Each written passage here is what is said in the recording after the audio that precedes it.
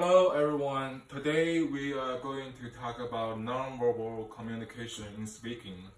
In this presentation, I will give you some examples and details in what is nonverbal communication in speaking and definition, absolutely definition of what is nonverbal communication in speaking. And also I will share of some tips that I found from the reading materials about how to improve your nonverbal communication skills. Firstly, let's see what is nonverbal communication in speaking. What is nonverbal communication skills? What is nonverbal communication? Nonverbal communication is non-linguistic transmission of information through visual, auditory, tactile, and physical channels, which for my understanding, from my own understanding, nonverbal communication is like something like body languages and behaviors that when you talk to people, rather than just saying the words to people, like the tone of your voice and eye contact and your body movement and your gestures to express and emphasize the important point that you want to deliver to the other people. And the examples of nonverbal communication, first two is tone of voice and eye contact, which I think eye contact is more important because people always saying the eye is the window of people.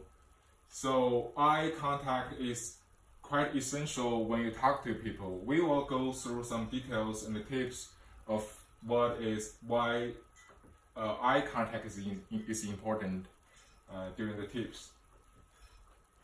And there's another example of nonverbal communication, like movement, the action of looking while talking and listening, and facial express.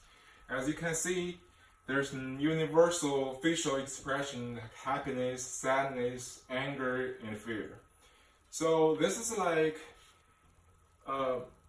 whatever your color and your nationality, your background, they have a universal facial express for everything. Like people always anger doing this, always happiness when they smile. So this is like facial. This is easy to understand. And there's another two examples of body languages and gestural and postural and details the frequency of glances. Body languages, when people talking and give a speech and talk to people, they always want to move with their body, do some body movement, and body languages such as, when the President Trump and Obama, when they give a speech to the public, they always doing this, or other people, Adolf Hitler, he's always doing this. That's kind of an example of gestural and postural of body languages. According to Baikai, this guy wrote a book about nonverbal communication skills in speaking back to 1990s. And there's like some tips I summarized. I would like to share those tips with you guys. It's actually 5 tips, not 4 tips. We're gonna go one by one. And firstly, let's go. First one, pay attention to nonverbal signals. People can communicate in different ways. So pay attention to things such as eye contact, gestural, postural, and body movement, and also tone of voice. All of these signals can convey the important information that is not just put into words directly. By paying great attention to other people's unspoken behaviors, we will improve our own ability to communicate non-verbally. The second one, concentrate on your tone of voice when speaking. Your tone of voice can convey more important information, such as delivery, happiness to disinterest to anger.